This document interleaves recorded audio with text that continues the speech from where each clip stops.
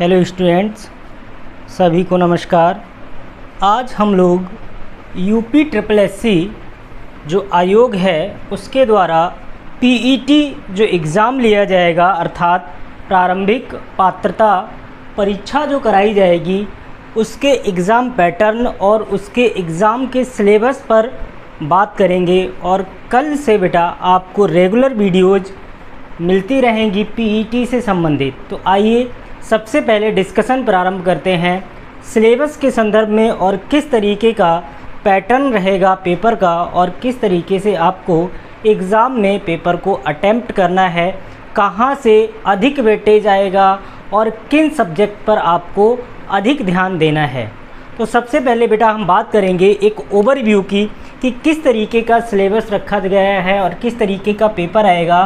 तो सबसे पहले अगर हम बात करें जो टोटल क्वेश्चन आएंगे अर्थात प्रश्नों की कुल संख्या कितनी होगी बेटा, प्रश्नों की कुल संख्या 100 होगी अर्थात 100 क्वेश्चन आएंगे। आपके एग्ज़ामिनेशन का जो होगा पैटर्न वो किस तरीके का होगा, ऑब्जेक्टिव टाइप के क्वेश्चन होंगे अर्थात बहुविकल्पीय प्रश्न होंगे जिनमें 4 ऑप्शन होंगे और 4 में से आपको एक सही उत्तर चुनना रहेगा। तो इस तरीके से कुल प्रश्नों की संख्या कितनी होगी बेटा, 100 क्वेश्चंस होंगे।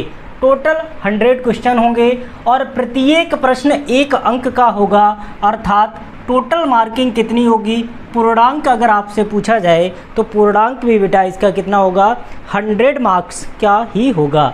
अर्थात आप कह सकते हैं कि एक प्रश्न आपको 1 अंक देकर जाने वाला है।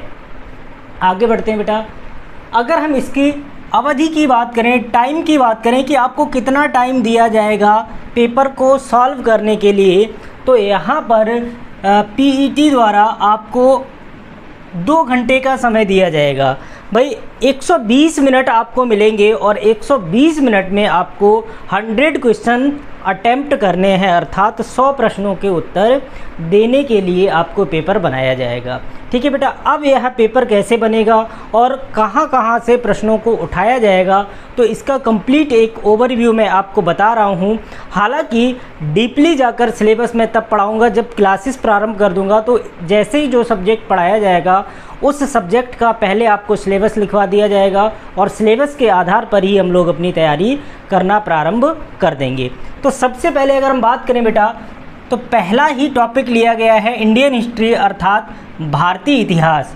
अब भारतीय इतिहास का जो इन्होंने पोर्शन रखा है और इस भारतीय इतिहास का जो टोटल अंक रखा है 5 रखा है, इसका मतलब क्या है कि भारतीय इतिहास से आपको इस परीक्षा में 5 प्रश्न देखने को मिल सकते हैं। कितने अंक बेटा, 5 प्रश्न देखने को मिलेंगे और प्रत्येक प्रश्न 1 अंक का है। तो आपको भारतीय इतिहास से कितने अंक का सवाल पूछा जाएगा, केवल और केवल बेटा 5 अंक ही आपको इतिहास देकर जाने वाला है। और इसमें भी अगर हम बात करें तो इस भारतीय इतिहास में आपको 2 चीज़ें पढ़नी हैं। एक तो प्राचीन भारत का इतिहास पढ़ना है, क्या पढ़ना है बेटा, प्राचीन भारत का इतिहास, और दूसरा मध्यकालीन भारत का इतिहास क्या पढ़ना है।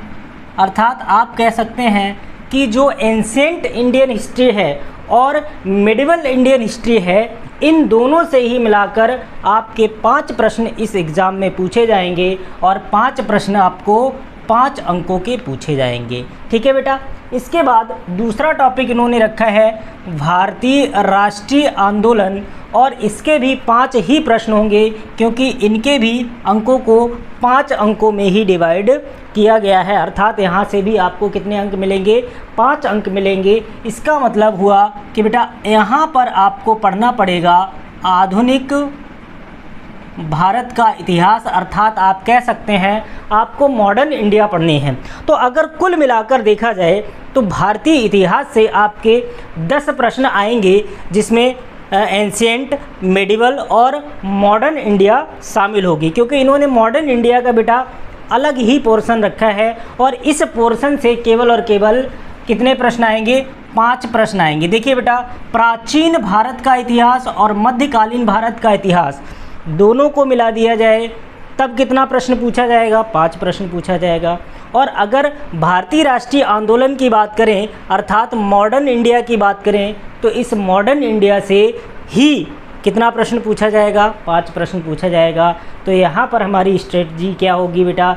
मॉडर्न इंडिया पे आपको ज़्यादा ध्यान देना रहेगा, क्योंकि मॉडर्न इंडिया अकेला ही आपको 5 अंक देने वाला है। तो यहाँ पर आप क्या करेंगे? आधुनिक इतिहास पर ज़्यादा ध्यान देंगे। ठीक है बेटा, आगे बढ़ते हैं अगले टॉपिक की ओर। और यहाँ पर इन्होंने दे दिया बेटा ज्योग्राफी अर्थात भूगोल, और भूगोल से भी आपको 5 ही प्रश्न पूछे जाएंगे, क्योंकि भूगोल को भी शामिल किया गया है 5 ही अंकों के लिए। अब इसमें बेटा इंडियन ज्योग्राफी भी होगा और वर्ल्ड ज्योग्राफी भी होगा, लेकिन कुछ ऐसे टॉपिक्स होंगे जो आपको पढ़ा दिए जाएंगे और बेटा वहीं से सवाल आपका आ जाएगा। तो ज्योग्राफी की अगर हम बात करें, Indian geography plus world geography, इन दोनों को मिलाकर 5 प्रश्न पूछे जाएंगे और अंक भी आपके 5 ही निर्धारित किए गए हैं इस परीक्षा के लिए। ठीक है बेटा, आगे अगर हम बात करें तो भारतीय अर्थव्यवस्था अर्थात इंडियन इकॉनमी, और इंडियन इकॉनमी से भी आपके 5 प्रश्न ही पूछे जाएंगे, जो कि 5 अंक आपको देकर जाने वाले हैं। अर्थात इंडियन इकॉनमी भी 5 प्रश्न ही आपको देखने को मिलेंगे एग्जामिनेशन में, जिस हिसाब से इसका सिलेबस तैयार किया गया है। ठीक है, आगे बढ़ते हैं। भारतीय संविधान एवं लोक प्रशासन, भारतीय संविधान और लोक प्रशासन दोनों को मिलाकर 5 प्रश्न पूछे जाएंगे और इसके लिए भी 5 अंक ही निर्धारित किए गए हैं। तो बेटा ध्यान रखिएगा, भारतीय संविधान की क्लासें इस YouTube चैनल पर चलाई जा रही हैं और 2 क्लासें हो चुकी हैं। आप चैनल के प्लेलिस्ट में जाकर दोनों क्लासें देख सकते हैं, और सिमिलरली वही आपका सिलेबस है जहाँ से मैंने प्रारंभ किया है। भारतीय संविधान क्या है और संविधान की विशेषताएं क्या हैं, यहीं से मैंने प्रारंभ किया है और यहीं से यहाँ का सिलेबस भी प्रारंभ होने वाला है। तो आप भारतीय संविधान की क्लासें प्रारंभ हो चुकी हैं, आप जाकर प्लेलिस्ट में जाकर दोनों क्लासेस देख सकते हैं और रेगुलर वीडियोज़ आपको मिलती रहेंगी बेटा। ठीक है, तो भारतीय संविधान आपको कितना अंक दे के जाएगा? भारतीय संविधान और लोक प्रशासन दोनों को मिलाकर 5 अंक का सवाल आपसे पूछा जाएगा। इसके बाद बेटा बात करते हैं सामान्य विज्ञान की। जनरल साइंस की अगर हम बात करें तो सबसे पहले आप ये देखिएगा कि जनरल साइंस से भी आपको 5 ही प्रश्न पूछे जाने वाले हैं, और 5 प्रश्न पूछे जाएंगे तो बेटा अंक कितना निर्धारित किया गया है? 5 अंक निर्धारित किया गया है सामान्य विज्ञान के लिए। लेकिन अब सामान्य विज्ञान में आपको पढ़ना क्या क्या है? तो इसके 3 मुख्य भाग होते हैं, इन तीनों को ही आपको पढ़ना रहेगा। पहला होता है बेटा भौतिक विज्ञान, जिसे आप फिजिक्स बोलते हैं। दूसरा होता है बेटा रसायन विज्ञान, जिसे आप केमिस्ट्री बोलते हैं। और तीसरा होता है जीव विज्ञान, अर्थात आप इसे बोलते हैं बायोलॉजी। तो आप यह ध्यान रखिएगा, आपको एलिमेंट्री फिजिक्स पढ़नी है, एलिमेंट्री केमिस्ट्री पढ़नी है, एलिमेंट्री बायोलॉजी पढ़नी है। तीनों सब्जेक्ट जब आप पढ़ लेंगे तो तीनों से कुल अंक कितने निर्धारित किए गए हैं? 5 अंक निर्धारित किए गए हैं। अर्थात यहाँ से आप देख सकते हैं कि बहुत विस्तृत सिलेबस है और आपके पास इतना समय नहीं है, तो कम से कम डेली 4 से 5 घंटे की क्लासें मैं आपको देने वाला हूँ, और इसके साथ ही साथ आप 8 से 10 घंटे स्वयं भी पढ़ाई करेंगे, तभी आप पीईटी में आराम से क्वालिफाई कर सकते हैं। आपको किसी प्रकार की कोई दिक्कत होने वाली नहीं है।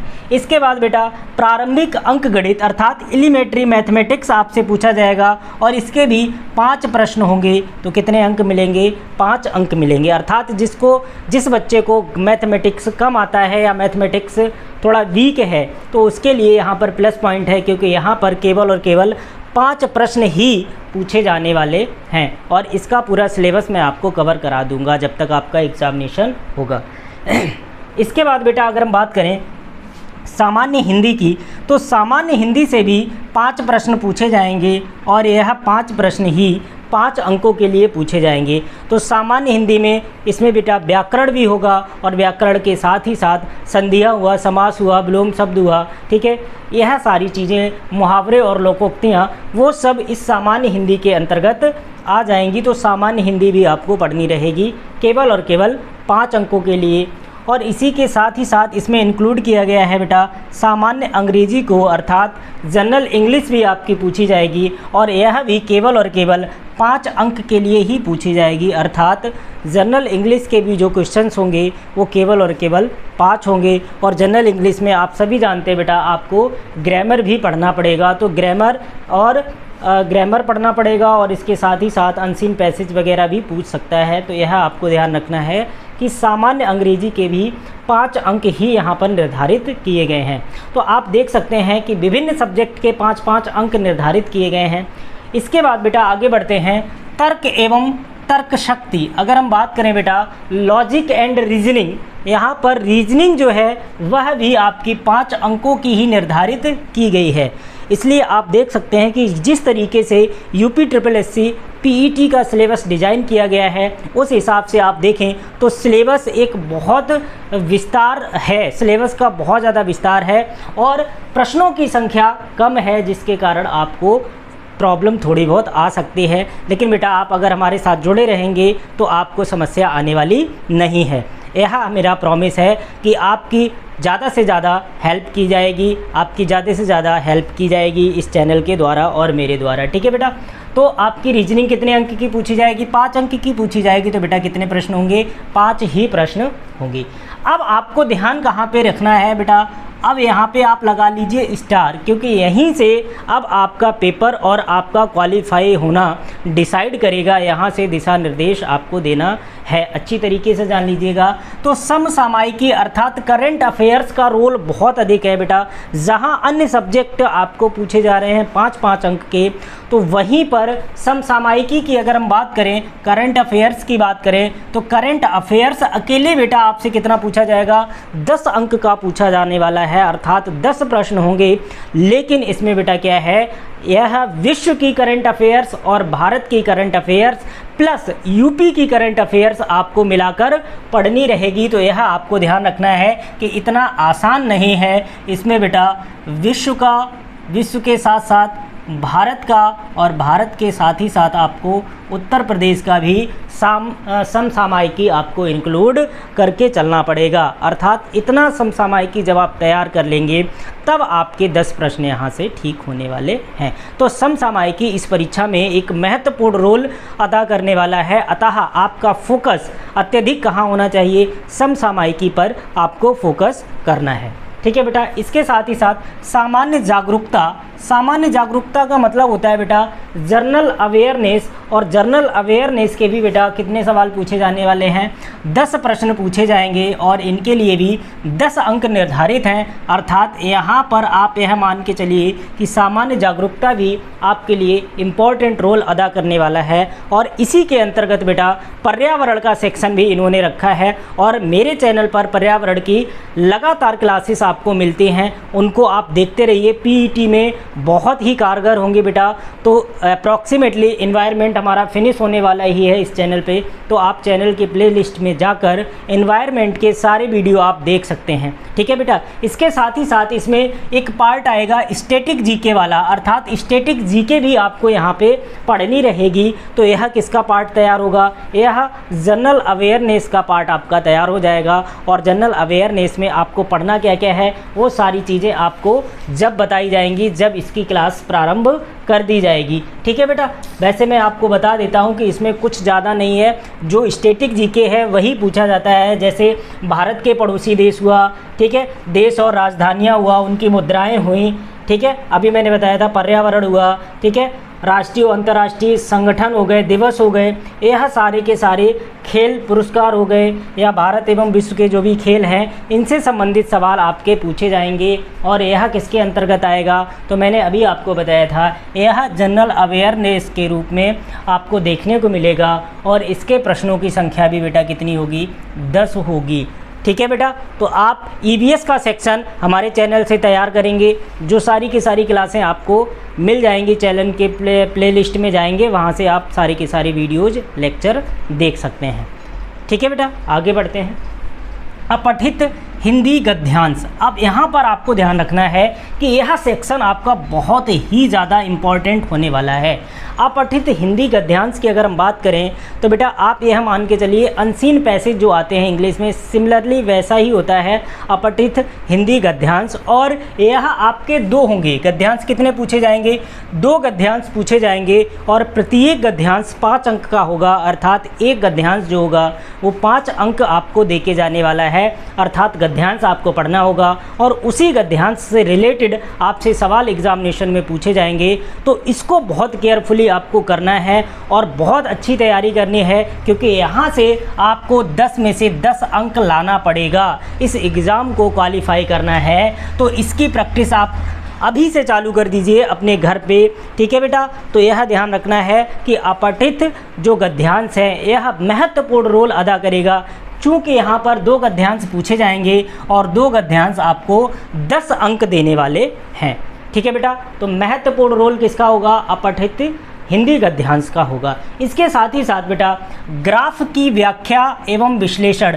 देखिए बेटा यहाँ पर आप ध्यान रखिएगा, ग्राफ से रिलेटेड भी सवाल पूछे जाएंगे और ग्राफ से रिलेटेड सवाल ही यह टॉपिक भी आपके लिए बहुत इंपॉर्टेंट है, क्योंकि यह भी बेटा 10 अंक के लिए पूछा जाने वाला है। और 2 ग्राफ आपसे पूछे जाएंगे, आपको ग्राफ बना के दे दिया जाएगा और उसी ग्राफ से रिलेटेड, एक ग्राफ से रिलेटेड 5 क्वेश्चन आपसे एग्जामिनर पूछेगा, एग्जामिनेशन में पूछे जाएंगे। तो उन प्रश्नों को आप केयरफुली ध्यान रखेंगे। कैसे करेंगे? वो सारी की सारी चीज़ें जब आप लेक्चर अटेंड करेंगे तो वो आपको यहाँ पे पढ़ा दिया जाएगा कि ग्राफ का विश्लेषण कैसे करना है, उसकी व्याख्या कैसे करनी है और किस तरीके से ग्राफ आएंगे और उनके सवालों को हम किस प्रकार से अटेम्प्ट करेंगे एग्जामिनेशन में, ठीक है बेटा। तो परेशान होने की आवश्यकता नहीं है, ठीक है। तो यह भी महत्वपूर्ण रोल अदा करने वाला है एग्जामिनेशन में। भाई 2 ग्राफ आएंगे, दोनों ग्राफों को आपको क्या करना है?